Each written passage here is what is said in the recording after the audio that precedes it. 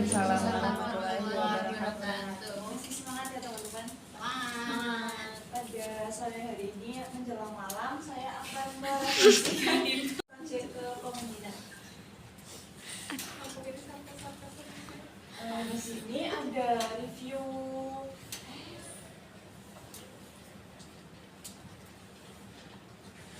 ada review pengalaman belajar. Yang pertama yaitu pengalaman belajar apa yang berguna dan menarik.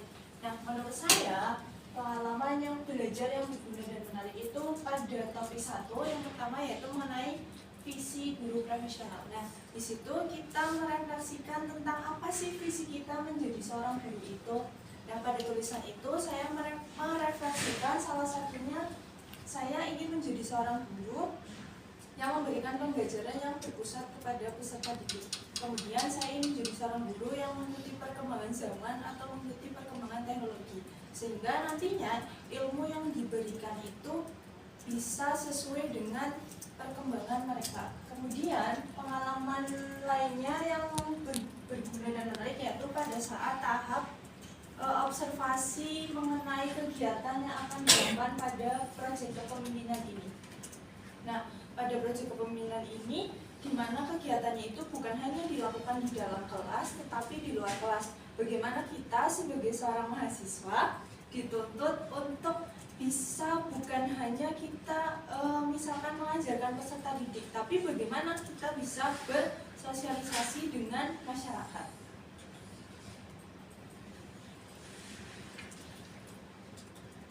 Kemudian ada pengalaman belajar apa yang berguna tetapi kurang menarik. Nah, pada mata kuliah proyek kepemimpinan ini kan pembelajarannya itu bukan hanya di dalam kelas tetapi di luar kelas.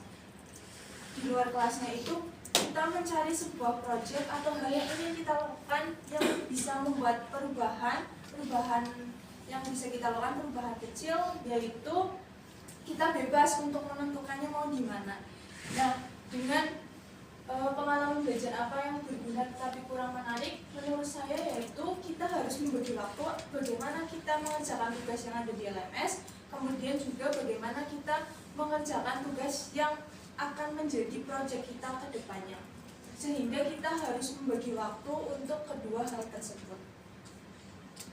Kemudian pengalaman belajar apa yang menarik tetapi kurang berguna. Menurut saya pada mata kuliah proyek kepemimpinan ini tidak ada pengalaman yang menarik tetapi kurang berguna. Semuanya itu berguna dan menarik karena pada mata kuliah ini kita belajar bagaimana kita bisa bersosialisasi dengan masyarakat, bagaimana kita bisa terjun di masyarakat.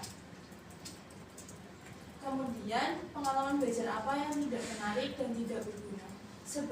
Dalam konteks sebagai calon guru, di dalam mata kuliah proyek kepemimpinan ini semuanya menarik dan berguna, apalagi dalam konteks kita sebagai seorang guru. Pada LMS sendiri itu kan sudah di awal itu sudah dituliskan mengenai visi guru profesional. Nah, di situ tentunya kita sebagai seorang guru itu dituntut bukan hanya kita terjun di dalam dunia pendidikan, tetapi bagaimana kita terjun di masyarakat. Kemudian apa yang terjadi? Nah, pada materi yang sudah kita pelajari itu kan ada 2 bab. Yang pertama itu ada yang menuliskan visi guru profesional, dan yang kedua adalah service learning kepada masyarakat. Nah, pada kegiatan ini, pada mata kuliah proyek kepemimpinan ini, akhirnya setelah diskusi dengan kelompok, kemudian diskusi dengan dosen pembimbing lapangan, akhirnya ditentukanlah bahwa kegiatan proyek kepemimpinan yang akan saya dan kelompok saya lakukan adalah membuat keripik daun sirih. Keripik daun sirih tersebut akan diimplementasikan di desa Papringan. Kemudian, mengapa hal tersebut dapat terjadi? Kenapa sih di dalam mata kuliah proyek kepemimpinan itu kita harus bisa terjun ke masyarakat? Kita kan sebagai seorang guru bukan hanya dituntut untuk bisa menghandle anak-anak, tapi bagaimana kita juga bisa bersama masyarakat, membaur dengan masyarakat. Nah, sehingga di dalam proyek kepemimpinan ini kan pengalaman langsung kami tidak hanya diberikan teori, tetapi juga diberikan kesempatan untuk terjun langsung ke masyarakat, kolaborasi antar mahasiswa, dosen pembimbing, dan masyarakat menjadi kunci utama yang mendorong terjadinya kegiatan ini. Sehingga menurut saya dengan adanya pelatihan pembuatan keripik daun sirih ini bisa membuat kita belajar bagaimana sih cara untuk kita berbicara di masyarakat, bagaimana kita tahu di masyarakat itu seperti apa. Kemudian kenapa kok daun sirih yang dipilih, karena daun sirih itu kan merupakan tanaman herbal yang biasanya digunakan untuk apa ya teman-teman? Kesehatan. Jamu. Nah, tapi bagaimana kita mengaplikasikannya untuk menjadi keripik cemilan yang enak sekaligus sehat. Kemudian ada analis artefak pembelajaran, yaitu analis artefak yang saya gunakan yaitu menuliskan visi dari sosok guru profesional, kemudian mind map kerangka project. Nah, mind map kerangka project ini adalah merupakan kerangka yang kita buat sehingga di dalam kegiatan project kepemimpinan ini kita bisa mendapatkan gambaran yang kita inginkan. Kemudian ada proposal smart, yaitu sebuah proposal yang kita buat. Dengan adanya proposal ini nanti tentunya kita bisa mendapat gambaran mengenai awal sampai akhir kegiatan secara rinci.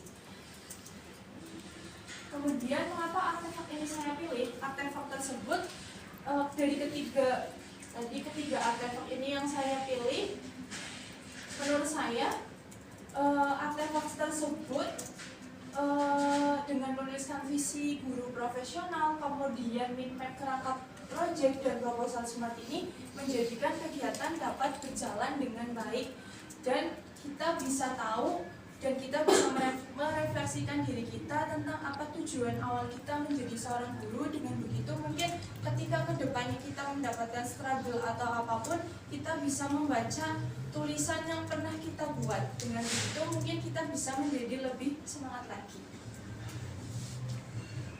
Kemudian bagian mana dari artefak ini yang mendukung hasil refleksi saya? Menurut saya semua bagian dari artefak itu mendukung hasil refleksi belajar saya. Dengan adanya menuliskan visi guru profesional, kemudian mind map dan proposal smart ini membuat saya bisa belajar dan memiliki banyak pengalaman dan membuat kegiatan yang dilakukan dapat berjalan dengan baik. Kemudian nanti apabila saya mengajar atau membahas topik ini dengan mempertimbangkan prinsip pembelajaran bermakna yang berpusat kepada siswa, perubahan apa yang akan saya lakukan? Saya ingin menjadi seorang yang mungkin nanti yang diajarkan adalah bagaimana kita misalkan kayak contohnya ketika saya PPL di SMA Negeri Pasumbang itu adalah materi teks pidato. Nah, bagaimana sih supaya kita sebagai seorang guru untuk bisa membuat siswa kita terjun langsung ke dalam memahami materi pidato tersebut. Jadi yang kita ajarkan itu bukan hanya teorinya saja, tetapi bagaimana kita ajarkan untuk membuat teks pidato tersebut sesuai dengan pengalaman mereka. Kemudian kita mengajarkan bagaimana sih cara untuk membaca pidato yang ada di pidato yang contoh kecilnya adalah bagaimana cara kita membaca pidato yang ada di depan kelas. Dengan begitu, maka kita sebagai guru akan memberikan pengalaman nyata bagi peserta didik dan peserta didik memahami materi yang diajarkan.